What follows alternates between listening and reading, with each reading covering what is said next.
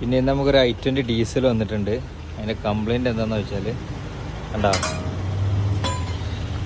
റേഡിയേറ്ററിൽ full ഓയിലാണ്. Full കാണിച്ചു തരാം. കണ്ടോ ഫുള്ള് ഓയിലാണ്. റേഡിയേറ്ററിൽ ഫുള്ള് ഓയിൽ. അപ്പോൾ കംപ്ലൈൻറ്റ് ഇതാണ്, ഇതിൻ്റെ ഓയിൽ കൂളർ കംപ്ലൈൻ്റ് ആയതാണ്. ഈ കംപ്ലീറ്റ് അസംബിൾ ഫുള്ള് ഊരണം, റേഡിയേറ്റർ റിപ്പയർ ചെയ്യാൻ കൊടുക്കണം. പിന്നെ കംപ്ലീറ്റ് വാട്ടർ ജാക്കറ്റിൻ്റെ കംപ്ലീറ്റ് പാസേജ് ഫുള്ള് ഓയിൽ കളയണം. ഓക്കെ, ഏതായാലും വർക്ക് സ്റ്റാർട്ട് ചെയ്യാൻ പോവാണ്. Okay, bye. ഈ ഒരു പ്രശ്നക്കാരനാണ് ഓയിൽ കൂളർ അസംബ്ലി. ഇവനാണ് നമുക്ക് ഇത്രയും സീനുകൾ ഉണ്ടാക്കിയത്.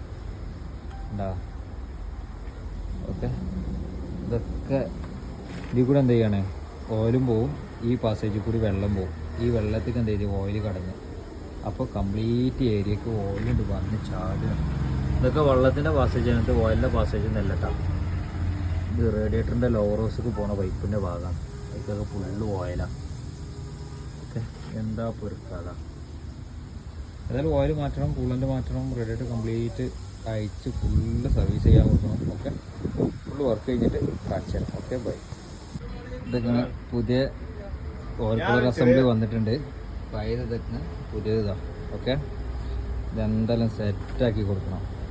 ഓക്കെ, i20 ഡീസൽ കൂളൻ്റൊക്കെ ഓയിൽ മിക്സ് ആയത് കംപ്ലീറ്റ് വർക്ക് കഴിഞ്ഞിട്ടുണ്ട്. ഇത് ഓയിൽ കൂളർ കേടുണ്ടായിരുന്നു, മാറ്റിയിട്ടുണ്ട്. പിന്നെ ഇത് നമ്മൾ വെച്ചിട്ട് എന്തിനാണെന്ന് വെച്ചാൽ, ഇനി എന്തെങ്കിലും ഓയിലിന് അംശം ഉണ്ടെന്നുണ്ടെങ്കിൽ ഹീറ്റ് ആയിക്കാണ്ട് ഇങ്ങനെ ഇതിലേക്ക് ഇങ്ങനെ കൊണ്ടു ഈ വാട്ടർ ബോട്ടിൽ.